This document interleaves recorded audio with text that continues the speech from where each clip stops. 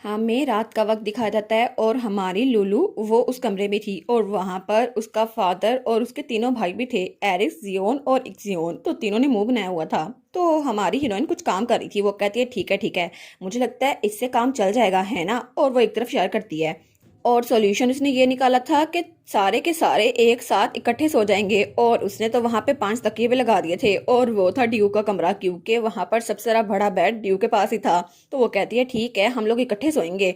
तो चारों ने मुंह बना लिया था। वो कहते हैं क्या हम इकट्ठे सोना होगा। तो एरिस और इक्सियोन तो बहुत ज्यादा गुस्से में थे। वो कहते हैं नहीं नहीं, इसके साथ ही मुझे सोना। लेकिन हमारी जन सोचती है इन सब के एक्सप्रेशन मैं तो आराम से पढ़ पा रही हूँ। वो कहती है ठीक है, अगर आप लोग को इकट्ठे नहीं सोना तो फिर जो मर्जी करें, अगर आप लड़ने वाले हैं तो लुलु अकेली सो जाएगी।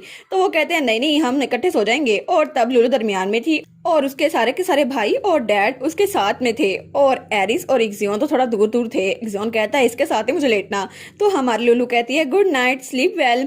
तो तब एरिस कहता है मैं तुम्हें ख्वाबों में देखूंगा मेरी प्यारी बहन। तो वो कहते हैं जी जी सो जाए भाई। और तब वो भी आराम से सो गई थी और वो सोते हुए सोचती है आज फिर से मैंने अपनी क्यूटनेस से इस घर को प्रोटेक्ट कर लिया और यही तो मेरी हैप्पीनेस है ना। और वो तो बड़ी खुश थी और वो कहती है इस तरह मैं अच्छे से स्वीट हैप्पी नाइट गुजारूंगी और मुझे अब किसी की फिक्र करने की भी जरूरत नहीं है। और तब वो सारे के सारे आराम सोए हुए थे दुनिया से बेखबर। और तब हमें बताती है 5 साल की उम्र का ये मेरा लास्ट सीजन होने वाला है। और तभी हमें पानी की एक बूंद दिखा जाती है। तो तभी हमारी उनकी आंख खुलती है। वो कहती है क्या ये पानी की बूंद कहाँ से आई। और वहां पे इर्द गिर्द ग्रीनरी ग्रीनरी थी और उसके आगे एक पॉन्ड था। वो कहती है ये तालाब यहाँ पर कैसे आ गया, लेकिन वो तालाब कुछ ज्यादा ही बड़ा था। वो कहती है ये तो इतना जरा बड़ा है, इसको तो मैं तालाब कह भी नहीं सकती। तो तभी वो पानी पे टैप करती है। वो कहती है तो वही जगह है ना जहाँ पे मैं पहले उस डेविल से मिली थी।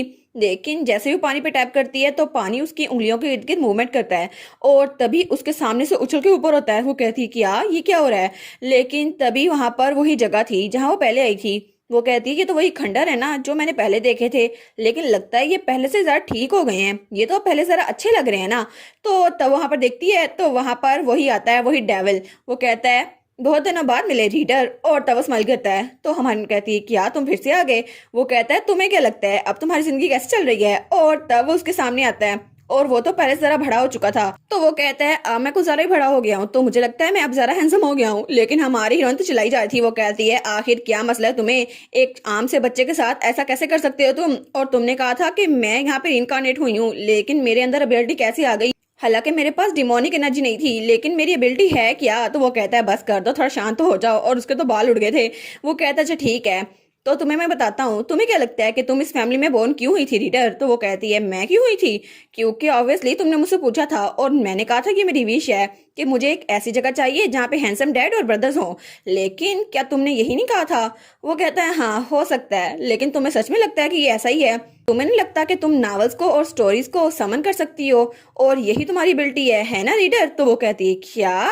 तो वो कहते हैं ऑफ कोर्स, अगर तुम एक आम इंसान होती जिसके पास कोई एबिलिटीज ना होती तो तुम अभी तक जागी ना होती और ना ही तुम इस दुनिया में होती। और तुम्हारे पास ये जो एबिलिटी है ना नॉवेल्स को समन करने की और स्टोरी से उनके करेक्टर और खूबियां लेने की, ये एबिलिटी फैर्थन डची में बहुत ज्यादा इंपॉर्टेंट है। तो वो कहती है सच में, लेकिन मुझे लगा था मेरी एबिलिटी मैं सिर्फ इस वजह से यूज कर सकती हूँ क्योंकि मैं एक कॉन्ट्रैक्ट के जरिए स्कैम हो गई थी। तो वो कहती है इसका मतलब है कि मैं अपनी पावर इस वजह से यूज कर रही हूँ क्योंकि मैं फैर्थन ब्लड लाइन से हूँ।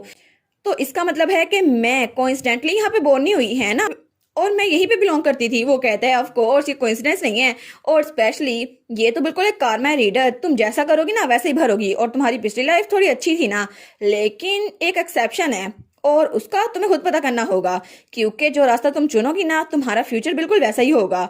तो वो कहती है क्या मेरा फ्यूचर। वो कहता है हाँ, जब मैंने तुम्हें पहले बताया था ना कि तुम्हें हर एक चीज के लिए सीरियस होना होगा तो हर चीज तुम पे डिपेंड करती है। वो कहती है हाँ, हर बार जब हम मिलते हैं तो ये मुझे यही कहता है, लेकिन आखिर जो भी लिमिट मैं चूज करूंगी उसकी कैजुअलिटी के हिसाब से, ये सब कुछ मैंने पहले सुना हुआ है, तो इसका मतलब यही है। तो वो कहती है इसका मतलब है कि तुम ये कह रही हो कि शुरू से ही मैं यहाँ पर सिल्वर स्पून के साथ पैदा हुई थी, है ना। तो वो कहते हैं ऑफ कोर्स यही बात है।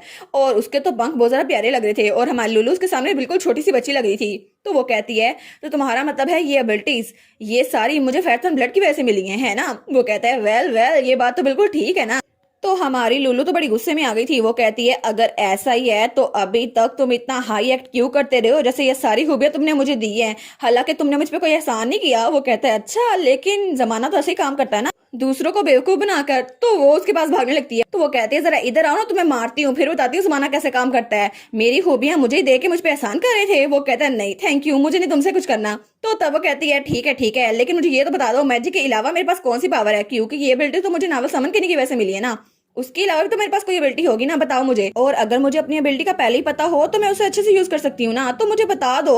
तो वो कहता है नहीं इस वक्त मैं आपको ये नहीं बता सकता माई लेडी। तो वो कहती है कि यार लेकिन बता तो दो ना। वो कहता है कभी ना कभी आपको पता चल ही जाएगा, या फिर शायद मैं ही आपको बता दूं। तो वो कहती है अभी तक तुम मुझे कुछ भी नहीं बता रहे, मेरे किसी सवाल का जवाब क्यों नहीं देते। तो तभी वो डेविल वो एक जगह पर रुकता है। वो कहता है कांग्रेचुलेशन, आपने ड्यूकल फैमिली पे पूरा राज कर लिया है और फैथन डची में हर कोई आपको पसंद करता है, हालांकि आपका सबसे बड़ा भाई भी।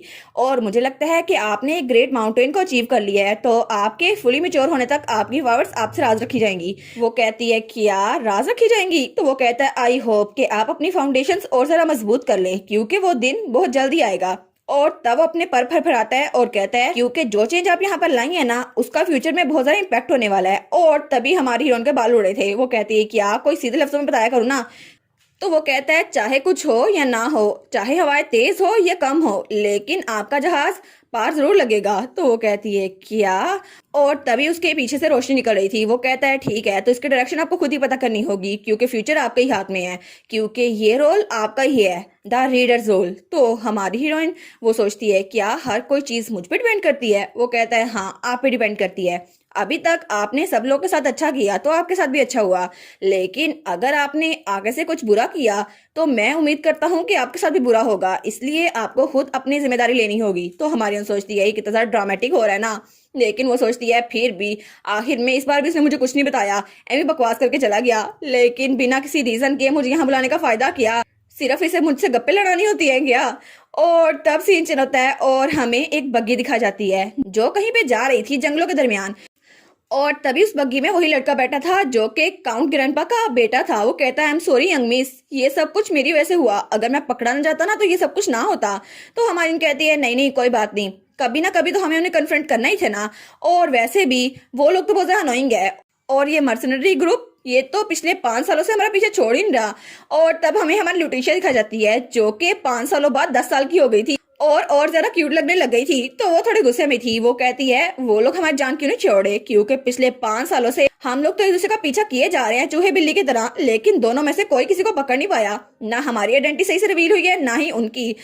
लेकिन मुझे लगता है आज आज ही वो ड्रामेटिक निगोशिएशन होगी जब हम एक दूसरे के आमने सामने होंगे, क्योंकि ये म्यूचुअल नीड होगी ना। और पिछली बार मुझे पता चलने ही वाला था, लेकिन फिर भी मैं नॉक्शियस थी तो मेरे हाथ से निकल गए। तो वो कहता है I am sorry young lady. तो वो कहती है नहीं नहीं कोई बात नहीं, ये गोल्डन अपॉर्चुनिटी है, हम उस बास्टर की आइडेंटिटी पता करवा के रहेंगे, तो हमें इस चांस को मिस नहीं करना चाहिए। तो वो कहता है ऐसा लगता है हम लोग पहुंच गए।